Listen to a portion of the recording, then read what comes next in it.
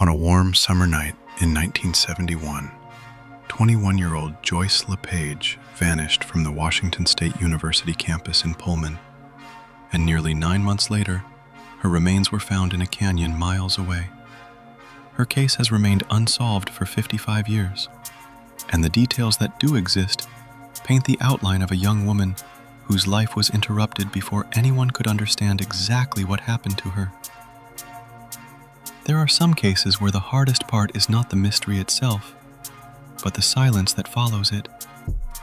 In Joyce LePage's case, that silence has lasted more than half a century.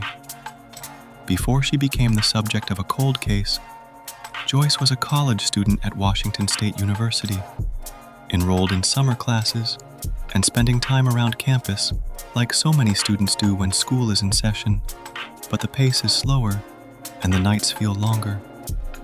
She was 21 years old, still building her life, still in the middle of becoming the person everyone around her knew she could be. And that matters, because cold cases can sometimes turn victims into just a file name and a date. Joyce was not a file. She was a daughter, a friend, a student, and someone whose absence left a permanent mark on the people who knew her. At the time of her disappearance, Joyce was in Pullman, Washington, taking summer courses at WSU.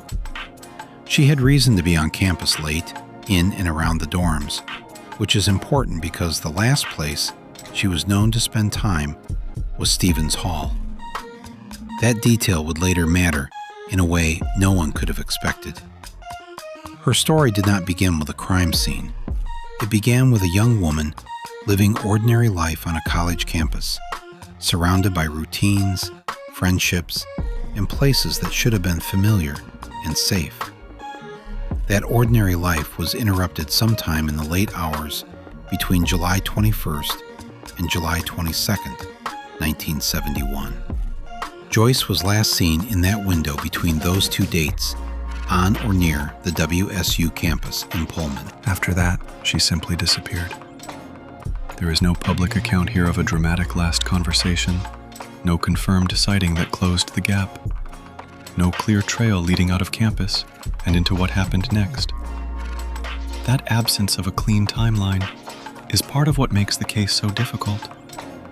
Investigators were left trying to reconstruct a disappearance from fragments, and fragments do not always tell a coherent story. For months, Joyce's family and friends were left without answers. Then, in April of the following year, the case changed shape entirely. On April 16, 1972, a gem hunter in Wawawai Canyon made a discovery that would bring Joyce's name back into the investigation. The canyon is described as a short drive west of WSU, and there, in a ravine by a creek about 12 miles from her last known location, the hunter found a scattered partial skeleton. The condition of the remains made the investigation especially difficult. Much of the skeleton had been wrapped in a square of green carpet, and investigators later determined that the carpet had been cut from Stevens Hall, the dorm where Joyce had been known to spend time. That connection tied the remains back to the campus in a physical, unsettling way. It was no longer just a missing persons case. It was now a death investigation.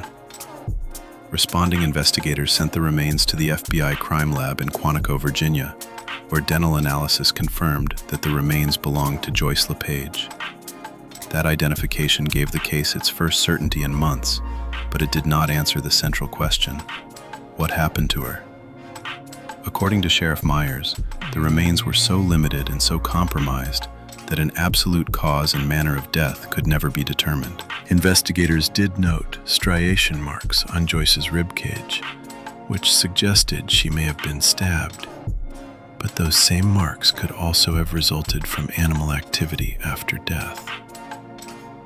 That uncertainty is the kind that stays with a case forever. There was evidence that pointed in one direction, but not enough to make that direction a conclusion. As a result, Sheriff Myers said he could not say with certainty whether Joyce died in an accidental event that escalated, or whether someone killed her and then disposed of her body. The investigation faced several major obstacles from the beginning. First, the body was discovered in a partial and scattered condition, which meant investigators were working with incomplete physical evidence. Second, the passage of time had already done damage by the time the remains were found. Joyce had been missing for nearly 9 months before her body was located, and that delay made it much harder to recover usable evidence or reconstruct a precise timeline. Third, the case lacked the kind of forensic certainty that modern investigations often rely on. The FBI dental confirmation established identity, but it did not reveal how Joyce died. The marks on the ribcage were ambiguous.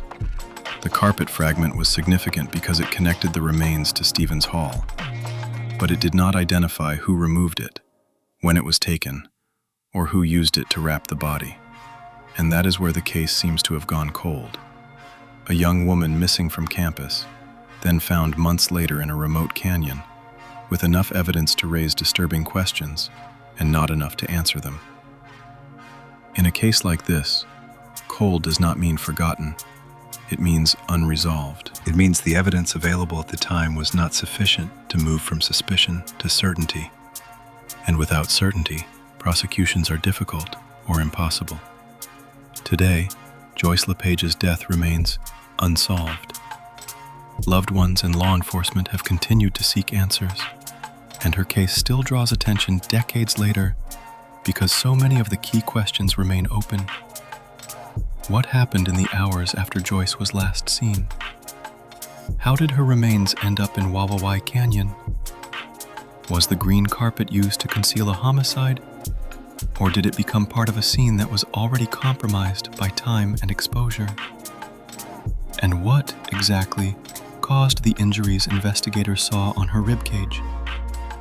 Those questions remain unanswered because the evidence never fully gave itself up. Joyce's case sits in that difficult space between what is known and what can never be fully proven. What we do know is this. A 21-year-old student disappeared from a university campus in July 1971.